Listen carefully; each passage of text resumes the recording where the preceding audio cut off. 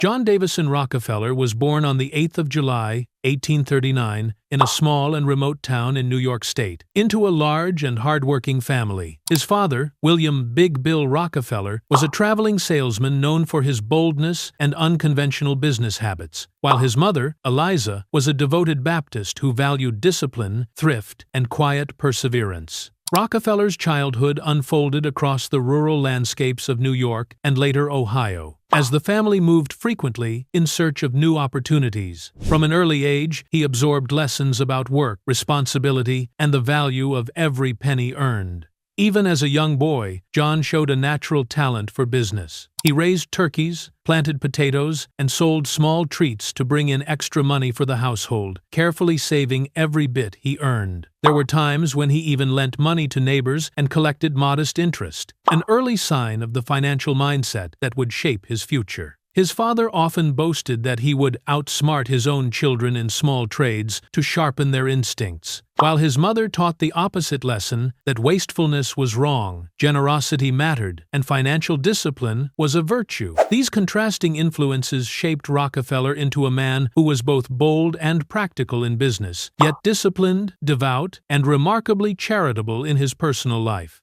In 1853, the Rockefeller family moved to Cleveland, Ohio, where John enrolled in the city's first public high school. He wasn't particularly outgoing, but he excelled in mathematics, especially in quick mental calculations. Even as a teenager, he carried ambitious dreams. He once declared that his lifelong goals were to earn $100,000, a staggering sum for the time, and to live to the age of 100. In 1855, at just 16, Rockefeller left school to attend a 10-week accounting program. Thanks to his discipline, attention to detail, and strong organizational skills, he quickly adapted. Before long, he secured his first job as an assistant bookkeeper at Hewitt & Tuttle, a small commission house in Cleveland, earning $16 a month. Rockefeller threw himself into the work. He kept meticulous financial records and became especially skilled at calculating transportation costs, an ability that would later prove invaluable when he entered the oil industry. His dedication made an immediate impression.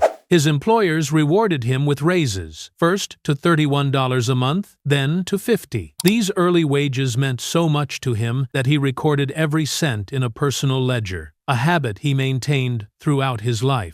By 1858, after several years of building experience in the business world, the 19-year-old Rockefeller decided it was time to start something of his own. He partnered with a fellow townsman, Maurice B. Clark, to create a company in Cleveland that traded agricultural goods and grains. It was a bold move at a moment when the United States was drifting toward the Civil War, and the economy was becoming increasingly unpredictable. When the war began in 1861, Rockefeller's younger brother enlisted, but John remained in Cleveland to focus on expanding the business. Like many well-off entrepreneurs in the North at the time, he chose to pay for a substitute rather than serve directly, an option that was legally permitted. Rockefeller personally supported the effort to end slavery and backed President Abraham Lincoln. Yet he believed his strongest contribution to the national cause came from supplying essential goods, paying taxes reliably, and keeping commerce stable during a turbulent period.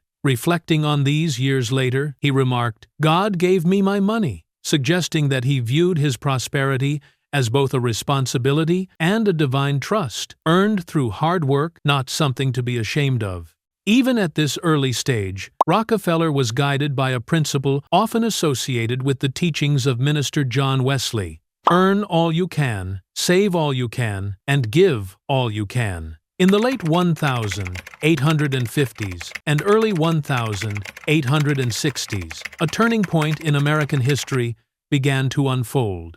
In 1859, oil was discovered in Pennsylvania for the first time, triggering a nationwide rush for what quickly became known as black gold. Thousands of people hurried to drill wells, hoping to transform their fortunes overnight. Demand for kerosene, the refined oil used for lighting, surged as whale oil, the traditional source, had become too expensive. Rockefeller and his partners quickly recognized the enormous potential of this new industry. In 1863, they expanded into oil refining and opened a small refinery in an industrial area of Cleveland known as the Flats. This operation, known as Andrews, Clark & Co., included Rockefeller, the Clark brothers, and a skilled oil refiner named Samuel Andrews. At the time, the kerosene business was still primitive and unpredictable.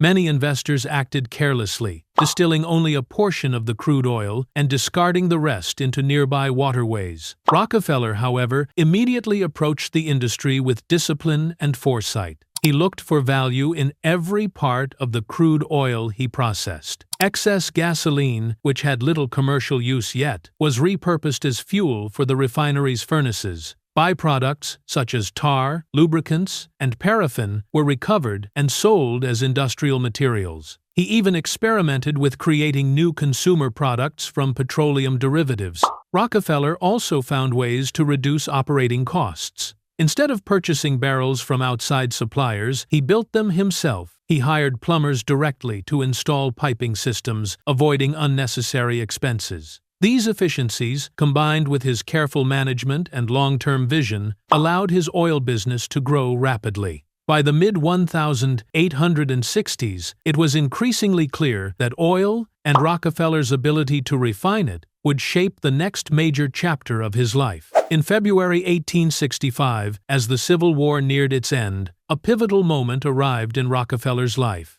Within the firm Andrews, Clark & Co., internal disagreements had grown so intense that the partners agreed the company must either be dissolved or bought out by one side. To settle the matter, a private auction was arranged between Rockefeller and his partner Maurice Clark to determine who would take control. The bidding began at $500 and rose quickly. Eventually, at the staggering amount of $72,500, Maurice Clark stepped back. At just 26 years old, John D. Rockefeller committed nearly all the capital he had to purchase the other's shares, becoming the sole owner of the refinery. He later recalled, "It was the day that determined my career." Rockefeller immediately renamed the firm Rockefeller and Andrews and set about strengthening its operations. Opportunity surrounded him. The end of the war unleashed a wave of economic expansion. Settlers continued to push westward, and demand for kerosene lighting surged across every corner of society. Recognizing the moment, Rockefeller did not hesitate to borrow money, secure bank credit, and reinvest profits into new ventures. He expanded production, improved efficiency, and continually adapted to market changes. His ability to read economic trends and to move quickly when others hesitated became one of the defining traits of his early business success. In 1866, Rockefeller invited his younger brother, William Rockefeller Jr., to help open a second refinery in Cleveland. A year later, another key figure joined the venture, Henry M. Flagler, an investor whose strategic insight would prove invaluable. With his partnership, the company expanded into Rockefeller, Andrews, and Flagler. By this point, Rockefeller's disciplined approach, reinvesting profits, minimizing expenses, and using every part of the crude oil he refined, had already transformed the business into the largest refining operation in the region. By 1868, the firm owned two major refineries in Cleveland and a marketing office in New York, making it the world's leading producer of kerosene. Then, on the 10th of January, 1870, at just 31 years old, John D. Rockefeller officially founded the Standard Oil Company in the state of Ohio. This moment marked the beginning of what would become one of the most influential energy empires in history. Under Rockefeller's determined leadership and long-range vision, Standard Oil expanded at remarkable speed. He brought strict discipline, efficiency, and careful organization to the young company, quickly turning it into the most profitable refining operation in the nation, and one of the largest transporters of kerosene in the United States. At the time, railroad lines were fiercely competitive in their efforts to carry oil shipments, and Rockefeller understood how to use that competition to his advantage. He negotiated highly favorable transportation agreements, securing freight rates that were sometimes reduced by as much as 50% for Standard Oil's shipments. In addition, he received what were known as rebates, payments granted on each barrel shipped by rival companies, arrangements that were kept confidential through an entity called the South Improvement Company. These agreements allowed Rockefeller to lower his own production costs while increasing pressure on competing refiners. At the same time, he quietly purchased smaller, less efficient refineries, steadily expanding Standard Oil's presence in the market. Through this process, the company grew on two fronts: horizontal integration, by bringing competing refineries under the Standard Oil umbrella, and vertical integration, by building its own network of pipelines. Owning specialized rail cars for transporting kerosene, operating storage facilities, and maintaining a broad distribution system across the country. Rockefeller's goal was clear: to streamline and oversee the entire journey of petroleum, from crude extraction to refining to transportation, and finally to the sale of finished oil products. His methodical approach created a highly coordinated system that reshaped the entire industry. In 1872, the American oil industry entered a period of severe oversupply.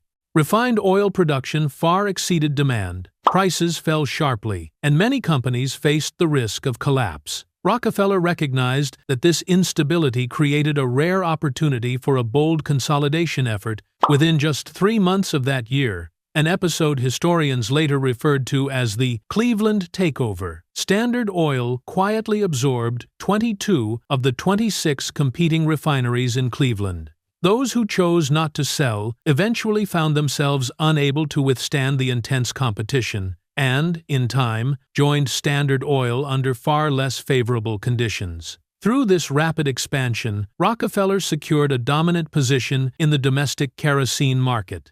By the late 1870s, Standard Oil was refining more than 90% of all oil produced in the United States.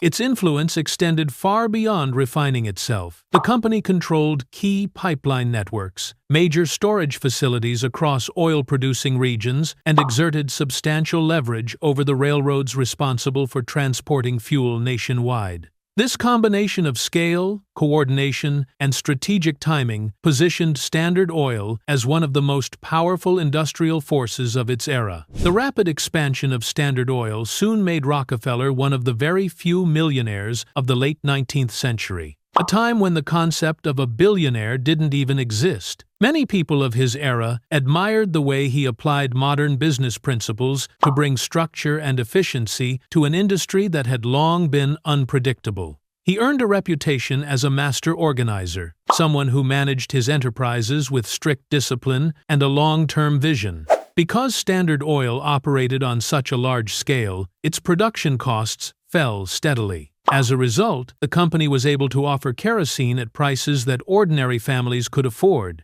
helping to light America. In the decades before electric bulbs became common, Rockefeller often viewed himself as a kind of reformer within the oil industry, someone who gathered struggling companies into a stronger, more stable system that he believed ultimately benefited consumers. However, Standard Oil's overwhelming dominance also raised serious concerns among the public. In 1882, at the age of 43, Rockefeller consolidated his various holdings into the Standard Oil Trust, a new structure in which a parent organization oversaw numerous subsidiaries across different states. It became known as the first major business trust in the United States.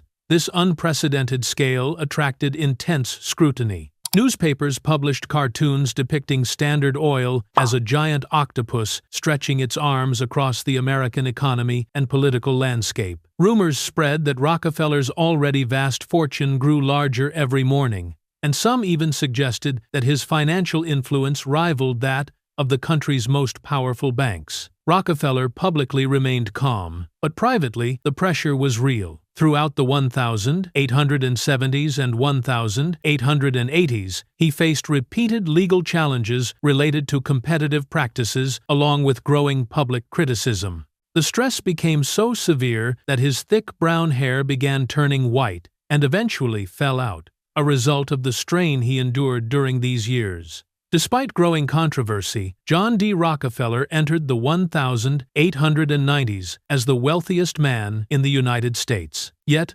American society was beginning to rethink the role of powerful monopolies. Federal lawmakers introduced new regulations, most notably the Sherman Antitrust Act of 1890. to limit the influence of large corporate combinations like Standard Oil. Sensing the shift, Rockefeller became increasingly cautious. In 1895, he moved the company's headquarters from Cleveland to 26 Broadway in New York, the financial center of the nation, and gradually delegated more responsibility to trusted associates. By 1897, at age 58, he officially retired from day-to-day leadership after more than 30 years building his industrial empire. Although he remained Standard Oil's largest shareholder, he stepped away from direct management, devoting his time to family, personal interests, and the philanthropic projects he had long envisioned. Standard Oil continued to operate profitably under his successors, generating substantial returns for its investors. Rockefeller foremost among them.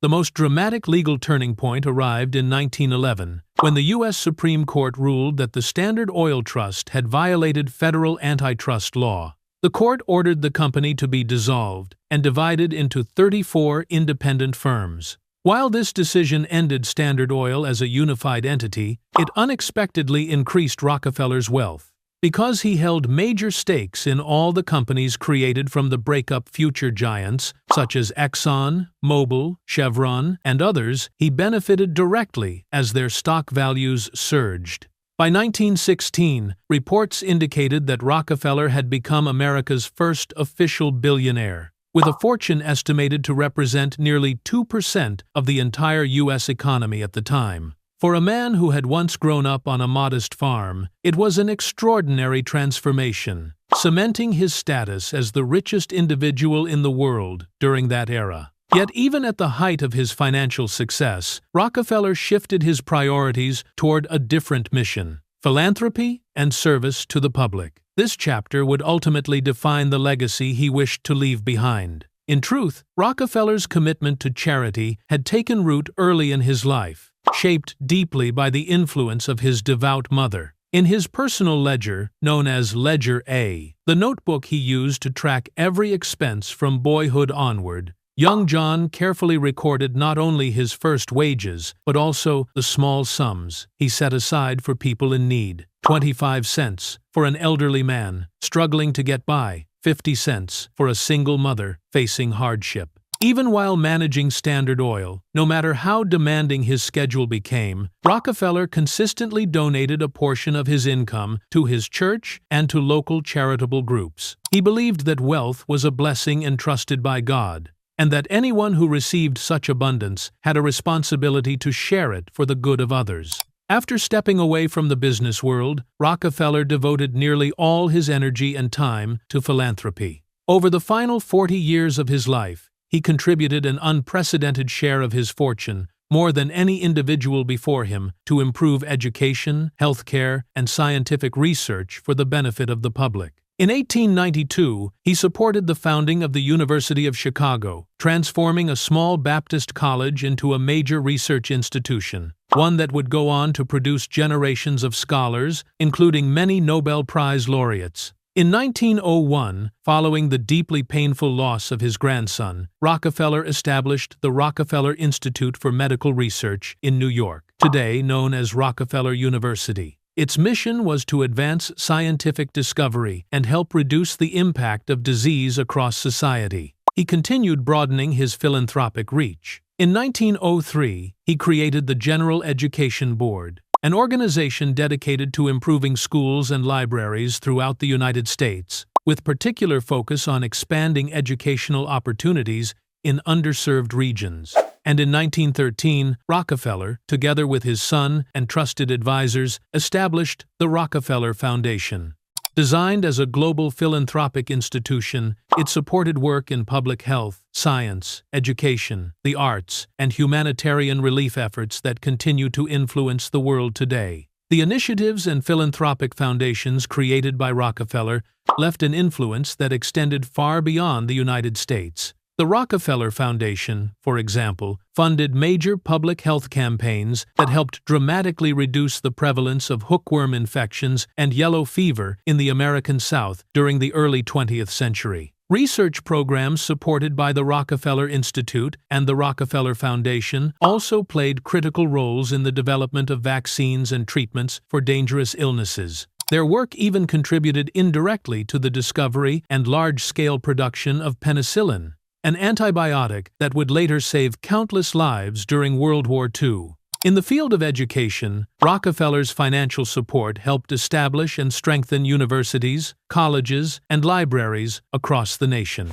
One notable example is Spelman College in Atlanta, an institution dedicated to the education of African American women, named in honor of Rockefeller's wife and her family's contributions. Over the course of his lifetime, it is estimated that John D. Rockefeller donated approximately $540 million, an amount equivalent to many billions today, to humanitarian and community-focused initiatives. Through the scale and structure of his giving, he helped shape the model of modern philanthropy, inspiring later generations of wealthy individuals to use their resources in service of society. In his personal life, Rockefeller was remarkably modest and disciplined, especially when compared with the extraordinary wealth he accumulated. He married Laura Spelman in 1864, and together they built a steady, affectionate home with 5 children. Throughout his life, Rockefeller avoided smoking and drinking, maintained strict daily routines, woke up early, read the Bible each morning, and remained an active member of his local Baptist church. Despite his vast fortune, he was known for being careful with personal spending.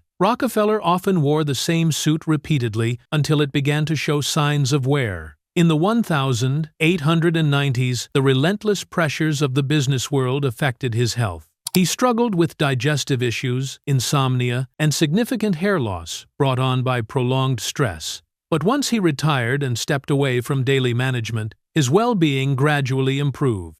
The somber, balding businessman of middle age gave way to a more relaxed figure in later years, someone who smiled easily and enjoyed interacting with children. During his later decades, Rockefeller spent most of his time at Keycott, his expansive family estate in New York, and spent his winters at the Casements, a warm coastal retreat in Florida. Around town, locals often saw him walking outdoors, a tall, slender, elderly gentleman in a simple suit. Rockefeller, the world-famous industrialist who preferred a quiet, unassuming lifestyle. He was known for carrying a pocketful of dimes to give to children he met along the way, offering each coin as a small reminder of thrift and hard work. Even in advanced age, Rockefeller stayed mentally sharp and physically active.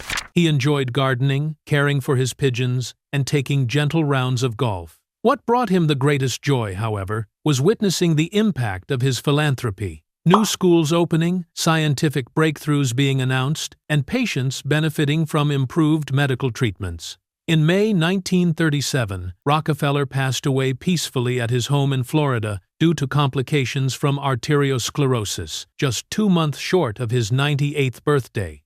He was laid to rest at Lakeview Cemetery in Cleveland, the city where he had begun his career as a young man. His passing marked the close of an extraordinary life. But the legacy he left behind continues to shape the world long after him. As both the king of oil and one of history's most influential philanthropists, John D. Rockefeller left an unmistakable mark on the economic landscape of the United States and the wider world.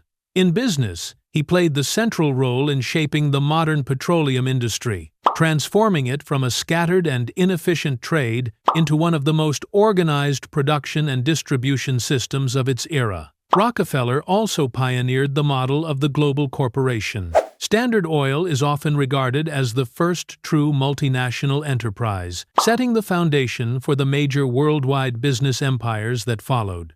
At the same time, the overwhelming dominance of Standard Oil had long-term consequences. It directly contributed to the creation of federal antitrust laws, reshaping how the U.S. government oversaw corporate behavior and reinforcing fairer competition throughout the 20th century. The companies formed after the breakup of Standard Oil, such as Exxon, Mobil, Chevron, and Amoco, continued to grow into powerful energy giants, supplying fuel to modern civilization and influencing global oil markets for decades. On the social front, Rockefeller was a trailblazer who helped define the era of modern philanthropic leadership. He demonstrated that extraordinary wealth could coexist with an equally profound sense of community responsibility. His approach to charitable giving, strategic, long-term, and large in scope, redefined the possibilities of organized philanthropy. This model inspired later figures, from Andrew Carnegie to Bill Gates and Warren Buffett,